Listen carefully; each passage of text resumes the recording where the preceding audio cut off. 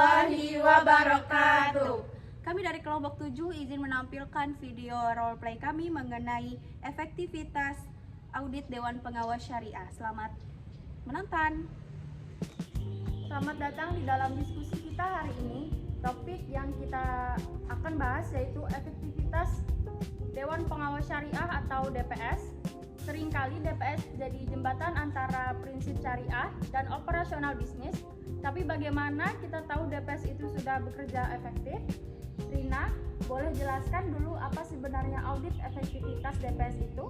Baik, audit efektivitas DPS adalah evaluasi yang menyeluruh dilakukan untuk menilai apakah Dewan Pengawas Syariah sudah menjalankan fungsinya secara optimal atau sesuai dengan prinsip syariah, aturan, regulator, dan standar industri.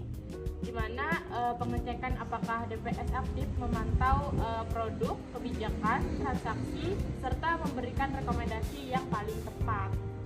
Jadi dari pengalaman aku sebagai anggota DPS, memang audit ini sangat penting. Tanpa evaluasi seperti ini, kita bisa kehilangan arah apakah pengawas yang kita lakukan sudah benar-benar efektif atau masih ada celah.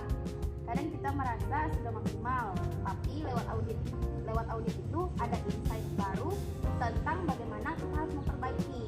Nah, saya sebagai manajer kepatuhan melihat audit efektivitas DPS ini sangat strategis ya, khususnya untuk lembaga keuangan syariah agar terus memastikan bahwa semua aktivitas bisnis ini tidak melanggar prinsip syariah. Nah, kalau Dewan Pengawas Syariah efektif, maka kemungkinan resiko syariah ini bisa diminimalisir dan reputasi lembaga itu tetap terjaga. Nah, bagaimana sih cara atau metodologi audit efektivitas DPS yang bisa dilakukan? Metodologi audit biasanya itu diawali dengan pengumpulan data, dokumentasi, termasuk dengan jadwal rapat DPS, risalah rapat, laporan pengawasan, serta hasil nota rekomendasi.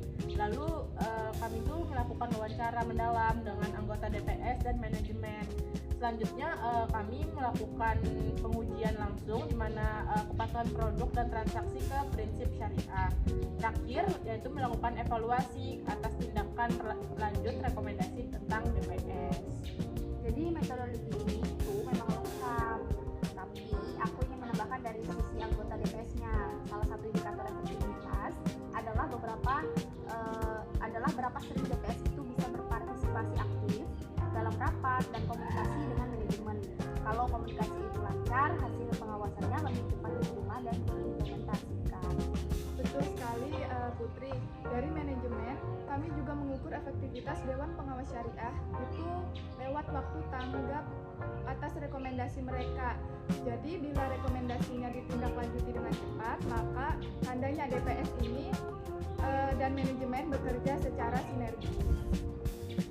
Jadi teman-teman, apakah ada contoh konkret di mana audit ini mampu memperbaiki kondisi di lembaga keuangan syariah? Ada contohnya Eva, di mana sebuah bank syariah kami itu hasil auditnya mendapati DPS belum terlalu aktif dalam pengawasan produk yang baru diluncurkan. Setelah mendapatkan temuannya, bank melakukan pembenahan dengan memperkuat peran DPS melalui pelatihan dan memberikan waktu khusus. Hasilnya, produk-produk baru semakin sesuai dengan syariah dan klaim berkelanjutan pengawasan DPS itu meningkat. Nah, betul sekali kata Rina. Itu menunjukkan audit efektivitas DPS itu bukan sekedar formalitas, tapi menjadi fondasi penguat pengawasan syariah. Namun, kendala yang sering muncul adalah keterbatasan waktu anggota DPS itu yang biasanya punya juga tugas lain di institusi, kadang sulit memberi perhatian penuh. Nah, selain waktu, ada juga tantangan komunikasinya yang cukup krusial karena kadang ada rekomendasi yang ditunda implementasinya dikarenakan adanya perbedaan prioritas manajemen. Ini patutnya harus diatasi supaya Dewan Pengawas Syariah ini tidak hanya sebagai simbol formalitas tapi benar-benar berfungsi. Jadi solusi apa yang bisa dilakukan untuk mengatasi tantangan ini, terutama dari sisi manajemen DPS, Rina? Dari sisi auditornya, kami menyarankan agar lembaga membuat SOP khususnya terkait dengan peran dan tanggung jawab dari DPS tersebut. tersebut, serta jadwal yang memprioritaskan pengawasnya. Pelatihan reguler untuk anggota DPS agar menjadi paham standar audit dan praktik-praktik yang terbaik juga penting. Selanjutnya, digitalisasi juga sangat membantu, misalnya menggunakan platform manajemen rapat dan pelacakan rekomendasi online. Jadi, setiap progres pengawasan dan tindak lanjut bisa dipantau secara transparan dan real time. Nah, dari dukungan manajemen juga wajib, karena dari sisi sumber daya maupun budaya perusahaan yang menghargai kepatuhan syariah, kami juga membuat dashboard pengawasan agar pimpinan itu bisa melihat data efektivitas Dewan Pengawas Syariah dan segera mengambil tindakan bila adanya hambatan. Jadi kalau kita berbicara tentang dampak positifnya, apa saja yang bisa dirasakan lembaga saat audit efektivitas DPS berjalan baik? Yang utama adalah meningkatkannya kreditabilitas lembaga di mata regulator dan nasabah. Juga resiko pelanggaran prinsip syariah menurun drastis sehingga operasional lebih aman. Ini mendukung pertumbuhan bisnis yang berkelanjutan. Selain itu juga, anggota DPS ini juga jadi lebih semangat dan bertanggung jawab karena hasil kerja mereka terukur dan diapresiasi. Nah, dari segi manajemen ini bisa lebih percaya diri dalam mengambil keputusan bisnis karena sudah mendapat pengawasan yang kuat dari Dewan Pengawas Syariah.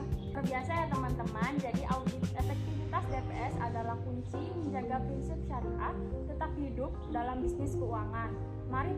Mari kita terus dorong peran strategis ini agar lembaga keuangan syariah semakin maju dan dipercaya masyarakat. Terima kasih atas diskusinya Rina, Sandra, dan Putri. Semoga wawasan ini bermanfaat bagi kita semua. Amin. Terima kasih.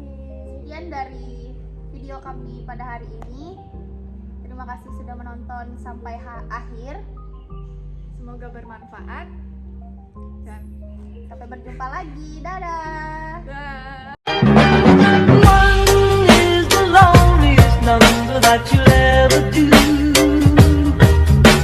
Two can be as bad as one. It's the loneliest number since the number one.